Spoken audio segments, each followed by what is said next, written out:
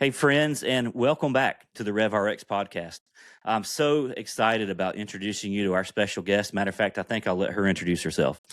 She is fascinating. You're going to love Dr. Leslie Wickman. She has a very unique background. She has a background in aerodynamics, aeronautics, and astronautics. She has a background as a little bit of an apologist, right? Yeah, You have a background in women's beach volleyball and true. professional American tackling football women's league. Exactly. I'm probably butchering this, but I want to show the well-roundedness here. And you've gained the reputation as Rocket Girl, I believe is one of your many nicknames. And then not only that, but you have been involved with the design of some pretty famous, and I'll let you tell this, some pretty famous fountains in Las Vegas that you may recognize. But Leslie Wickman, thanks so much for joining us and welcome to the show. Thanks, Chad. It's my pleasure. I remember first coming across your profile, and it was the apologetics that caught me. I'm a big believer that part of our lives as faithful believers in Christ needs to be understanding why we believe what we believe. And so you're doing great work in that field, particularly where science meets faith. And I want to get into that. But before we do, I'd love for you just to tell us a little bit about yourself. You have such a fascinating background. How have those paths kind of come across for you? And where do you find yourself today? You're doing some unique work. Yeah, thank you. That's a really nice introduction. Thanks, Chad. So my story goes back to growing up in a Christian home on the Olympic Peninsula in Washington State, kind of basically the farthest northwest that you can get in the continental United States without moving into Canada. We lived in really remote areas. My dad was in the forestry industry, and so we always lived where it rained a lot and the trees grew really tall, and there weren't a lot of people around. So it was a pretty isolated area, but it was a great place to grow up, and a lot of people call it God's country. And of course, I know they say that about just about every place around. That's right. But anyway, I grew up in a Christian home and came to faith at an early age. At the ripe old age of 9, I had a really profound experience at a Bible camp where I felt like God was calling me to be a missionary in a far off land. And I was not happy about that. Here I am, 9 years old, little kid, thinking about moving across some ocean and, living in very Spartan conditions, and away from my family and home and everything I knew. And so I went back to my cabin and cried myself to sleep for about 3 or 4 nights in a row. And that's, how profound the sense of calling was. Yeah. Yet my resistance to it. And after several nights of that, I finally just surrendered. And I just said, okay, Lord, I'll do whatever you want me to do. And I can remember it like it was yesterday, which, it's been quite a few years ago. But I was just flooded with this overwhelming sense of peace. Yeah. And just knowing that everything was going to be okay because I was accepting God's call in my life, And so I, over the years, kept that in mind. And, I seriously thought that God was calling me overseas, and went on several short-term mission trips. And each time I was kind of thinking, okay, is this it? Is God going to call me into a full-time missionary position? Which never really happened in the way that I thought it would. But one of the trips that I went on with Athletes in Action Volleyball, I went to South Africa. And in my little 9-year-old brain, it was always Africa that I felt like if God was calling me to a specific place, it was Africa. And so as I was preparing for that trip, I had, shared with some of my friends, and one of my friends suggested that I read Paulo Coelho's The Alchemist. I don't know if you remember that, but he writes in the style of C.S. Lewis with allegory, and so I read it on the plane on my way to Africa. And it's basically this story about a shepherd boy in Spain who discovers a map to a hidden treasure on his family's farm in Spain, and then takes this very circuitous route to get to the location in Africa where the actual treasure is. And so I went into my, short-term mission trip with Athletes in Action in South Africa thinking, wow, this is really interesting. I don't know what God's going to do with this, but I'm headed to Africa. And during the time that I was there, we played in these volleyball tournaments, and before every volleyball tournament, the women would gather and pray. I mean, the local women had this tradition. And so we'd pray before every tournament and then play the tournament, and then have a time to share our faith with the players and the audience and whatnot. And during the time that I was there, I realized it's like, this is something that I can do at home. It doesn't have to be overseas. And so shortly after that, I started playing with this women's professional football team and was almost immediately dubbed the chaplain for the team as the most religious person, right? But it was really a neat experience because, the women would come to me with their prayer requests and that sort of thing. It was actually a really, really cool experience. That and playing tackle football on top of it which was also interesting. Yeah, sure. I love it. But anyway, so that eventually I realized that my true calling was kind of the mission field of science and faith, and helping people to understand that science and faith are compatible, and that you don't have to choose between the two. And I've kind of skipped over a lot of stuff. I want to circle back to one thing, though, that is very relevant to the story, and that is when I reached junior high. Remember, I had this really profound experience when I was 9 years old, and a few years later in junior high school, I encountered my first atheist biology teacher. And he would go so far as to say, you might just as well leave your faith at the door, because what we're going to talk about here is almost certainly going to contradict what you've learned at church and Sunday school. Yeah. And, here I'm, 11, 12 years old, I guess. And I'm thinking, this just doesn't make sense to me. If God is who he claims to be as a creator of all this, then how can studying his creation contradict who he is? It just didn't make sense. And so that class was a struggle for me, I have to say. But looking back on it, I'm actually grateful, because it set me on the path of figuring out how science and faith are compatible from a really early age.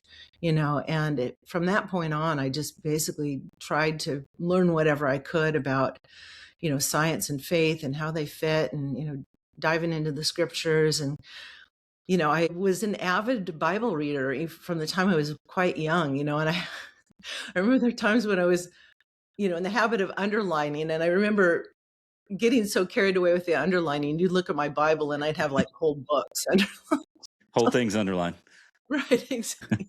Kind of defeats the purpose. But anyway, like I said, that really set me on the path of trying to figure it out, but fast forward to college, and, I was always told by my high school teachers, you're really good in math and science, you really ought to consider a STEM program in college. And at the time, though, I didn't have things figured out well enough. I still had this impression that there was some sort of disconnect that I didn't know yet between science and faith. And so I kind of shied away from STEM fields in college. And I took a lot of math and science, but I didn't major in it because I just didn't know what I was going to do with it or how to reconcile it yet. So I majored in political science, of all things, and headed off for the U.S. State Department to do an internship my senior year. And realized there that in order to get anywhere in the State Department, I needed an advanced degree. And I was really interested. This is going to take us back to, when the Cold War was still raging and the arms race between the U.S. and the Soviet Union. And so I was really interested in arms control.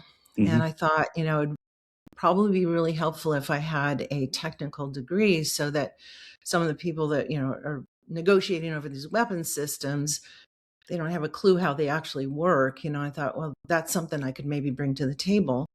So, with my bachelor's in poli-sci in hand, I applied to Stanford University to get into their master's in aerospace engineering program, thinking, what's wrong with that? In hindsight, I'm like naivete, right? Right. Anyway, I got admitted, which I have to say, I think was an act of God in and of itself.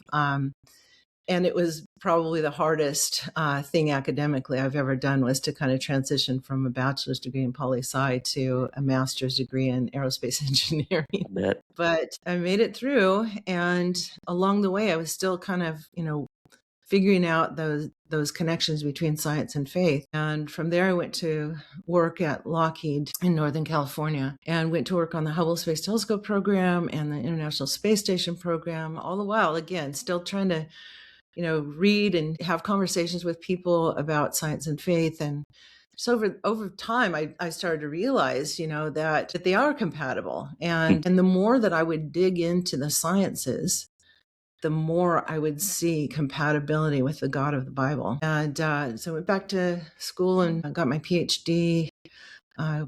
While I was at Lockheed, I went through astronaut training and became the astronaut interface engineer for these different programs that we were working on. Let's see. So shortly after I finished my PhD, Lockheed was going through a merger with Martin Marietta, and their kind of future in terms of spaceflight, human spaceflight, I should say, became a little less clear, and they weren't really sure what to do with me as a corporate astronaut, so to speak. And so they started kind of shuffling me around the company, doing different things. And meanwhile, I just got my PhD. I was ready to go, really dig into something. And so then this gentleman who was the CEO of the company that designed and built the Bellagio fountains in Las Vegas started recruiting me.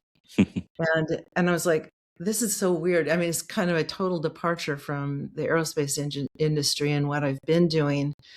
But at the same time, the aerospace industry was kind of at a standstill, and it was also following the 2 shuttle accidents. And so there was just a lot of uncertainty. And so I thought, Lord, I need your direction. I need your guidance. And that was one of the things I learned in that experience with when I was 9 years old, was just to always go to God with my request for guidance in terms of every fork in the road, and so God gave me a pretty clear sign that he wanted me to take this job. And so that moved me from Northern California to Southern California, and complete change in, career direction.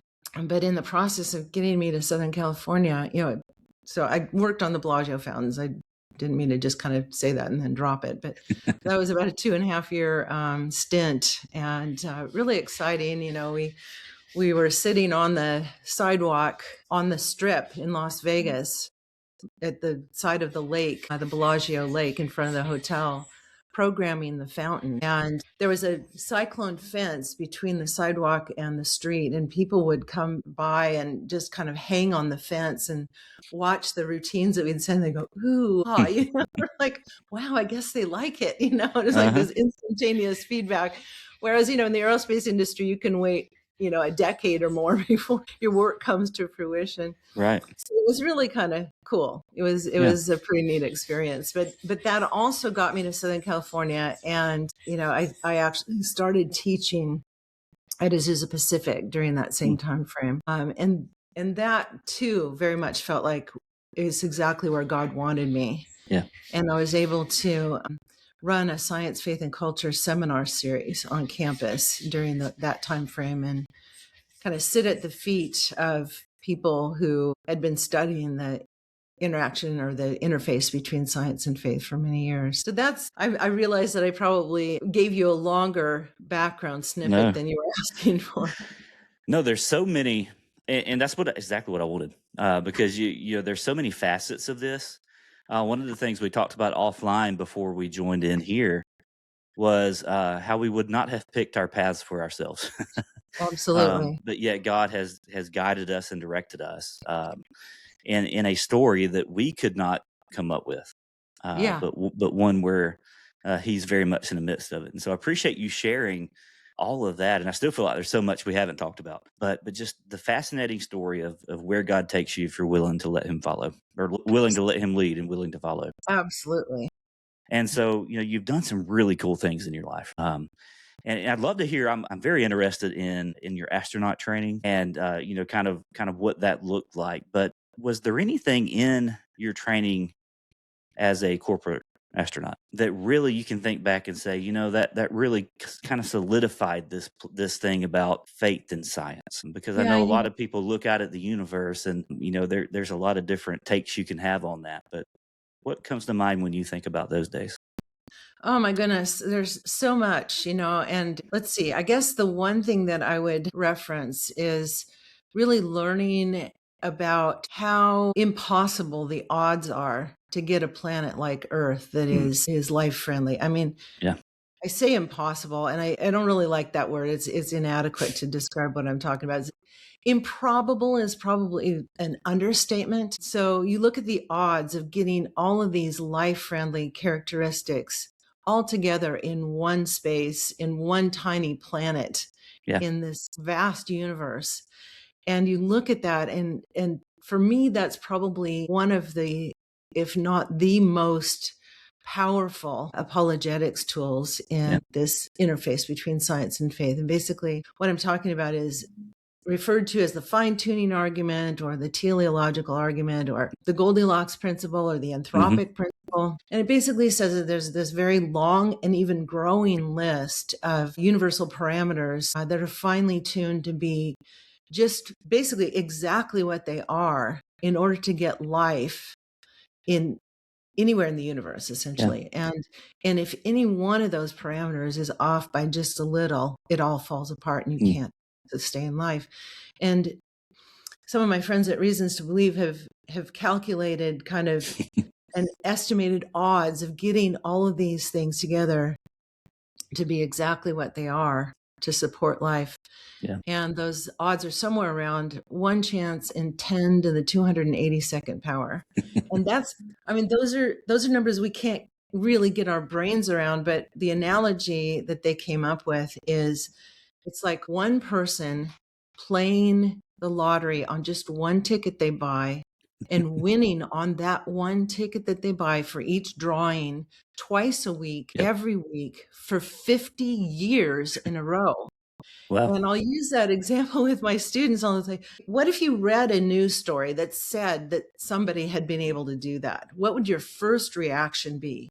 And they will always unanimously say, well, it has to be rigged.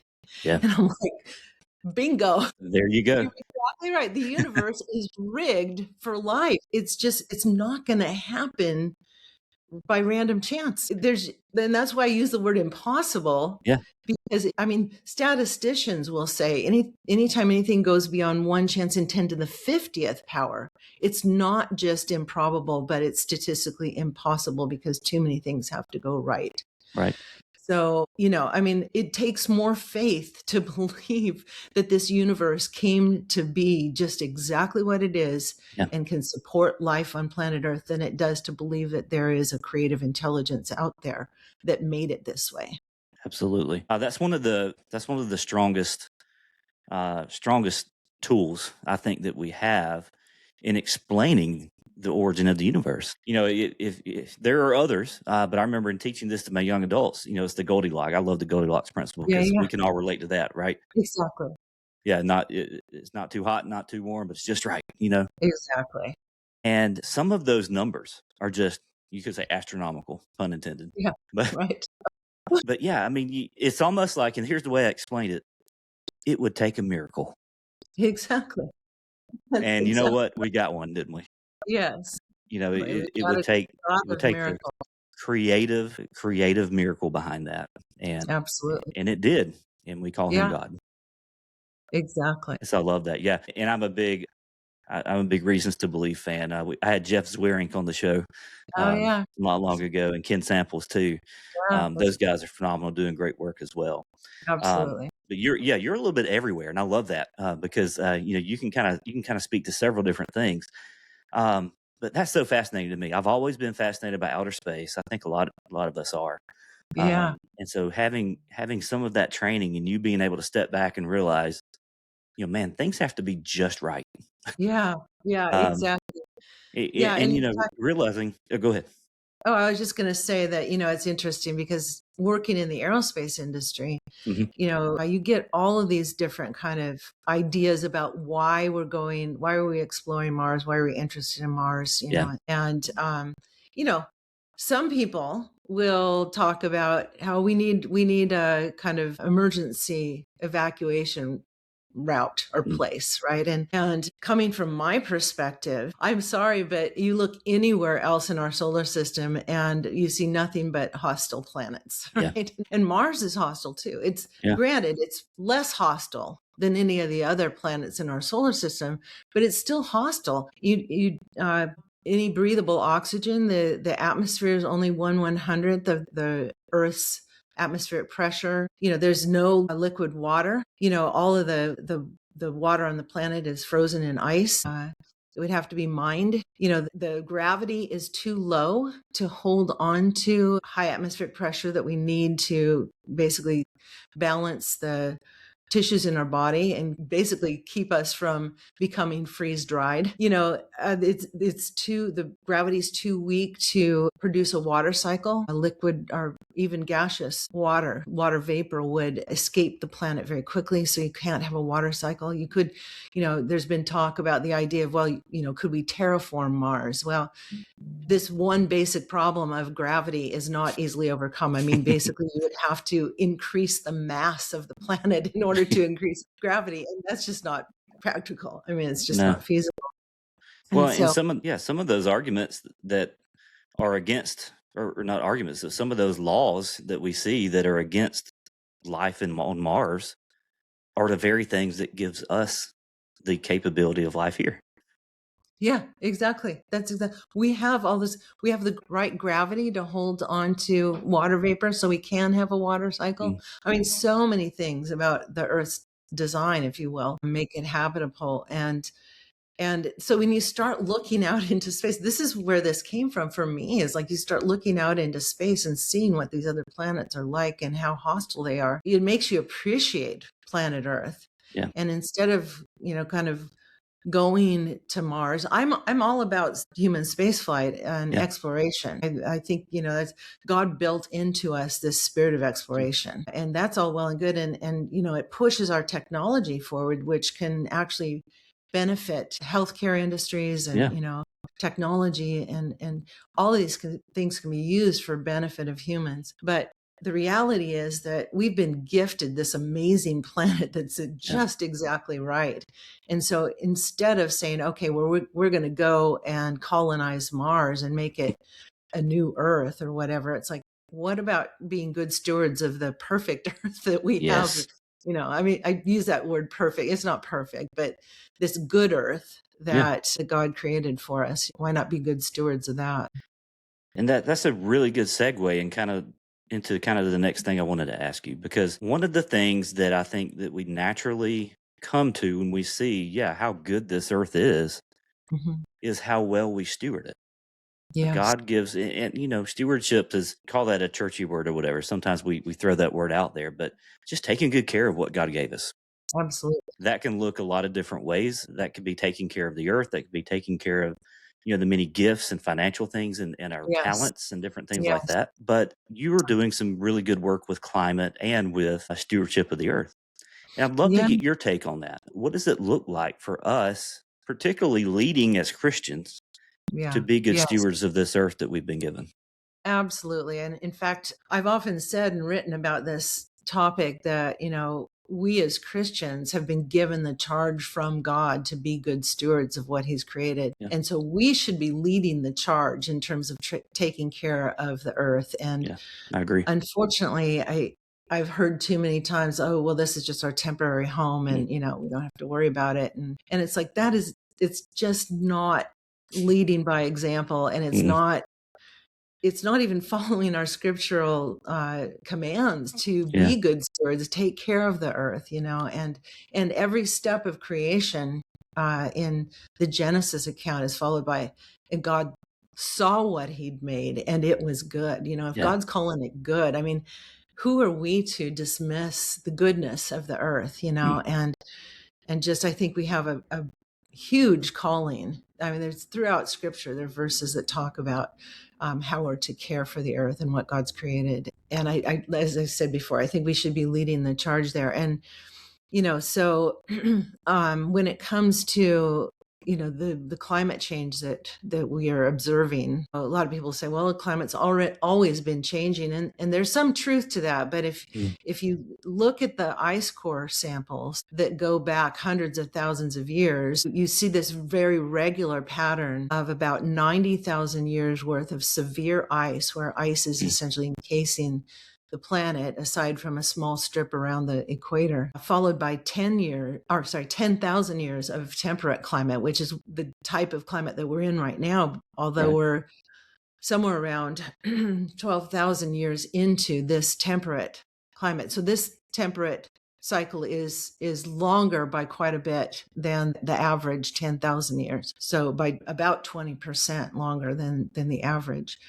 And so if anything, when we look at climate, we should be seeing a decrease in overall temperatures and not an increase. And so when I first started looking into the climate science, that was one of the first things that caught my attention is we're actually trending the wrong direction for this just to be accounted for by natural cycles. Yeah. And so I think, what I've also learned about climate is it's very complex. Actually, so in the aerospace industry where I work, one of the people I was working for actually saw from my resume that I was very interested in environmental stewardship. And so an opportunity came up to do something with regard to climate change and looking at the impacts of climate change on national security issues. And so they asked me if I'd be interested in that. And so I kind of grabbed hold of that and ran. It was a great opportunity, And as I said, the fact that this is, you can't account for it by the natural cycles that Earth goes through, really got my attention. And also the complexity of understanding climate. Climate is different than weather, right? Yeah. Weather's what's going on from day to day, and high variability. Climate is really about averages, and averages are different in different parts of the world and whatnot, but the overall average temperatures of both, all three, the air, the land, and the oceans are climbing. That's a helpful definition too.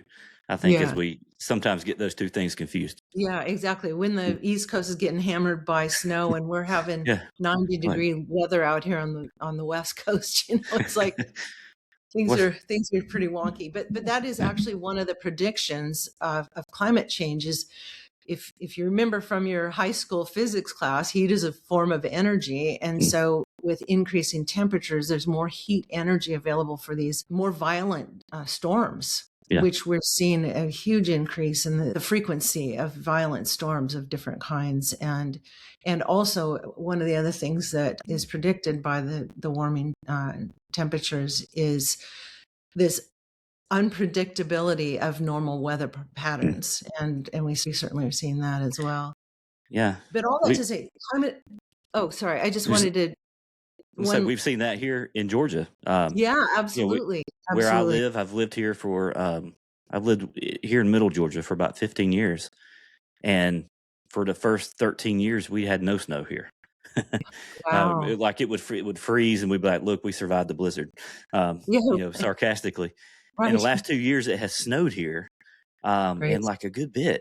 And so like, we're seeing this. But then like the next weekend we'll have really unseasonably warm temperatures. And then we had tornadoes and then followed by snow the next day. Wow. This was just the other week. Wow. And so what you're saying is really resonating with me because I'm like, yes, the unpredictability. It's not it's not this pattern necessarily, but it's the unpredictability of some of these patterns. Yeah. And disruption of normal patterns. And what we've had here in California this year has just been crazy too. We've gotten more kind of rain in short periods of time, short bursts, followed by these really high temperatures. And, the plants are just going crazy. I mean, we had spring levels of pollen in January. It's just ridiculous. And, the plants are just confused. It's like they bloom and then they shrivel up when it gets cold and rainy again. And then they try to bloom again. I mean, it's just nuts. But anyway, so all those things. So what I was getting around to saying is climate is very complex in terms of kind of understanding it. And you have to have decades upon decades of data to really figure out true trends. And so it's very complex. So I guess what I'm trying to say with that, and this is kind of my approach to science in general. A lot of people think that science is a one and done kind of thing, and it really isn't. I mean, the scientific method basically looks for the best explanation given the current set of evidence that we have, all the while knowing that we could have new evidence turn up at any time that would cause us to question what's gone before and possibly Sure. revise the best explanation. And so with regard to climate, we have to approach it with humility like we do every other scientific endeavor, knowing that we don't know everything. And as an inductive process, again, induction is very different than deduction. Yeah. Deduction, you can make these if this is true, then this follows statements. But in science, again, we're looking for the best explanation for the total accumulation of evidence that we've collected. And science can disprove things and say, no, that hypothesis does not fit with this evidence. But it's never a rock solid 100%. Okay, this is 100% proven by science. Science doesn't work that way. Mm-hmm. And so again, we have to approach this climate science with humility as well and say, we don't know what's right around the corner. We've got climate models that can, give predictions and whatnot. But a lot of our climate models are under predicting what's happening. With for example, one of the things that I studied due to the project I was working on was the, like I say, national security impacts from climate change. And one of the main things we were looking at was the melting of the Arctic ice, because, the ice in the Arctic had been frozen solid for basically all of the human history that we'd been observing it.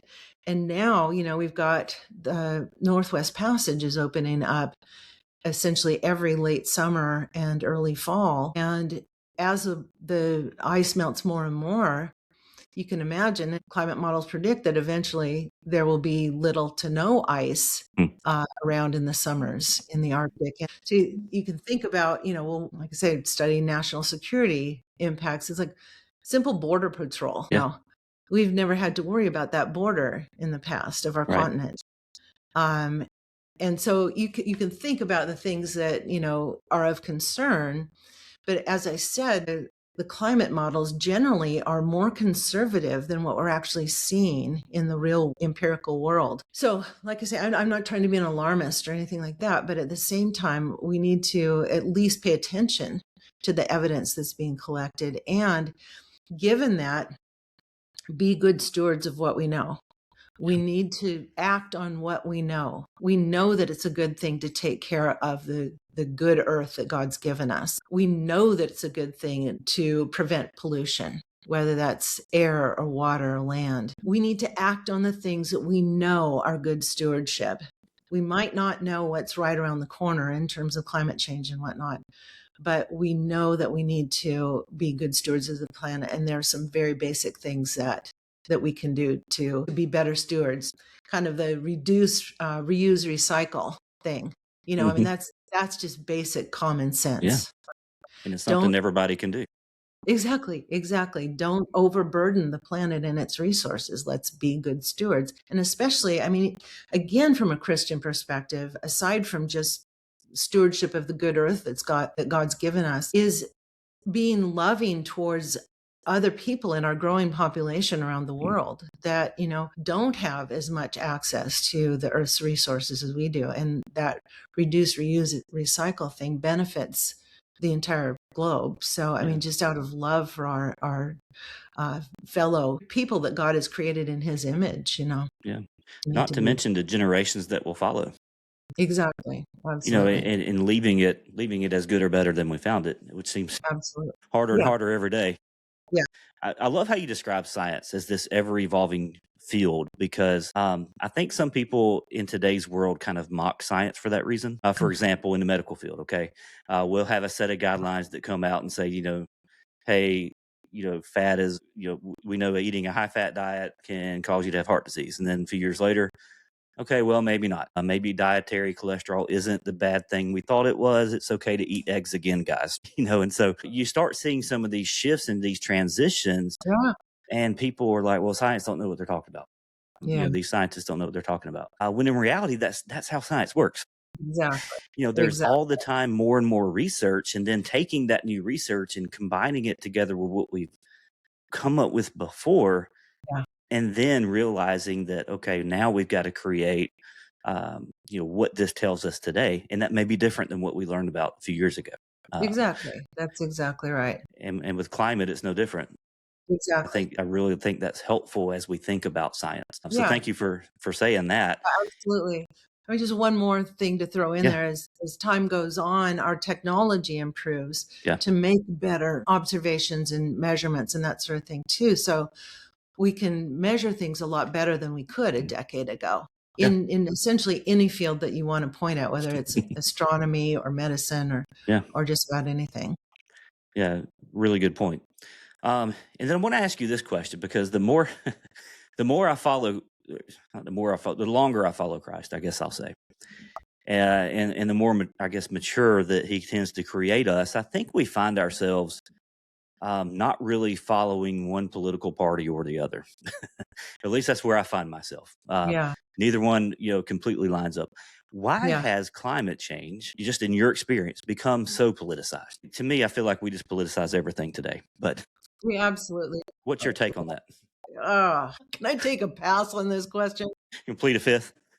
Yeah, that's a really good question. I wish I had a good answer for Okay. it. I think, there's a lot of different opinions on this, and I think part of it is possibly a distrust in science, like you've Mm, just mentioned. There are other factors, I think, too, and I mean, we've got some industries that are yeah. dependent on fossil fuels. At least, things are starting to change in those areas, I think.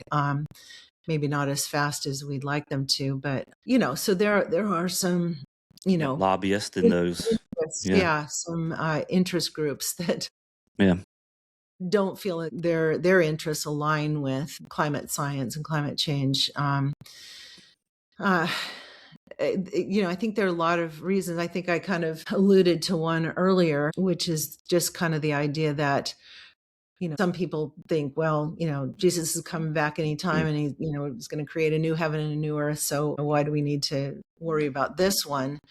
Kind Um, of an escapist idea. Escapist, yeah, exactly. Yeah.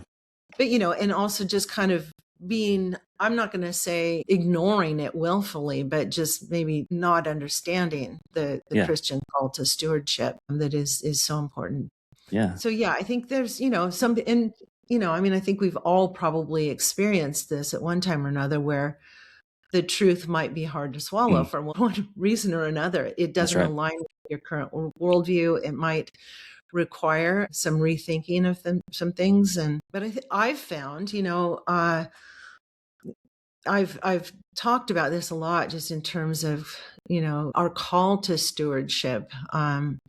And just kind of doing what we know, being good stewards of what we know. And I found most Christian audiences are really open to that. Yeah.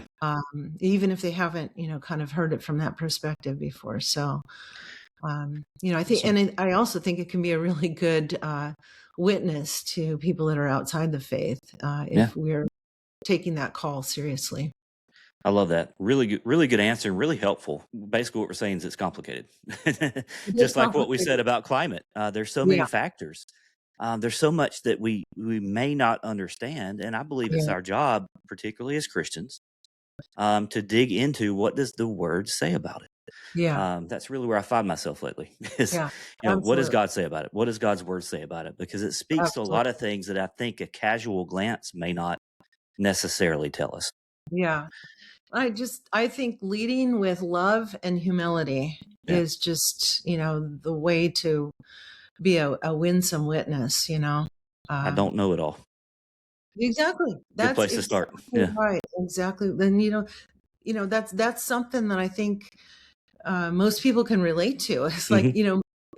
maybe some people are more willing to admit that than others, but I think that if you lead with that and say, Hmm. hey, I don't have all the answers, and there, you're going to ask me some questions that I don't have an answer for. But it shows some humility. And I think humility is a great starting point for open, honest communication Yeah. rather than kind of just coming in and trying to tell people how they should think about things. I love how your journey started as a missionary, this calling to be a missionary. And Leslie, you are.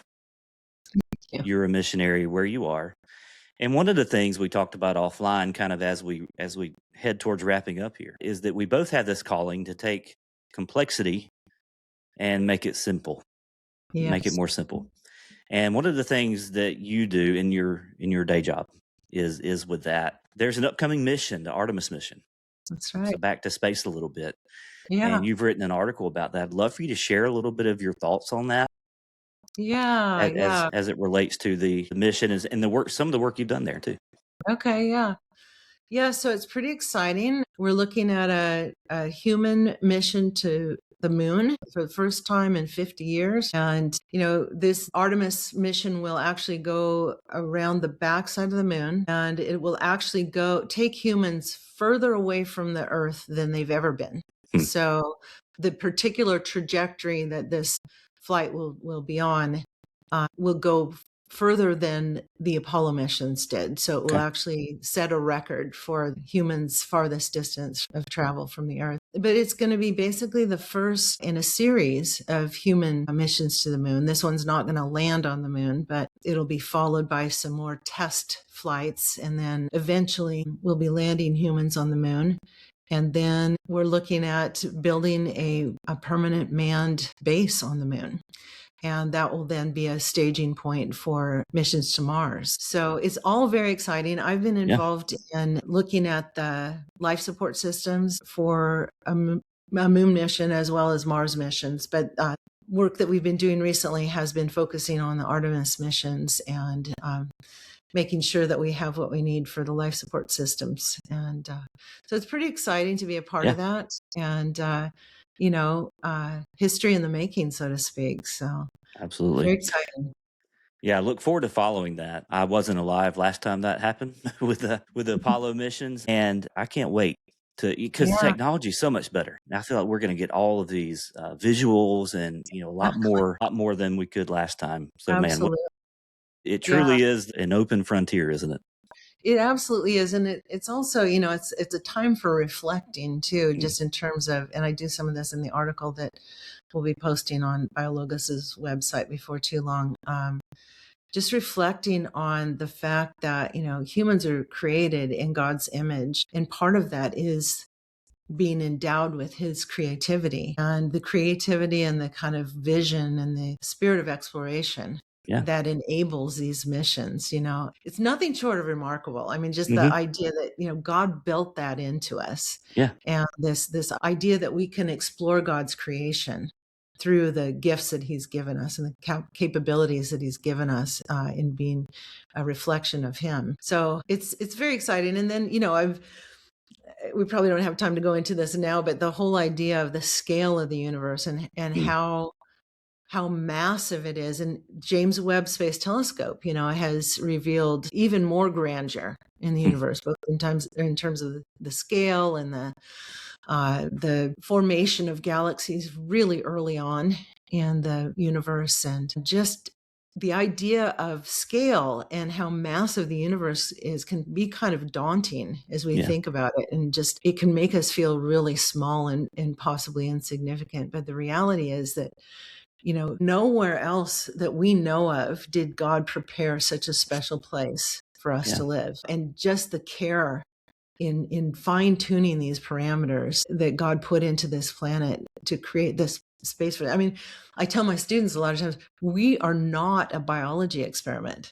It's not, that God was sitting there saying, well, let's see how bleak we can make the circumstances and see if these beings can still survive. And created this environment where we can flourish and thrive, and pursue things other than just basic survival, like contemplating the stars and missions to the moon and Mars and whatnot. So, I mean, I think to me, it just, again, speaks to God's love for us.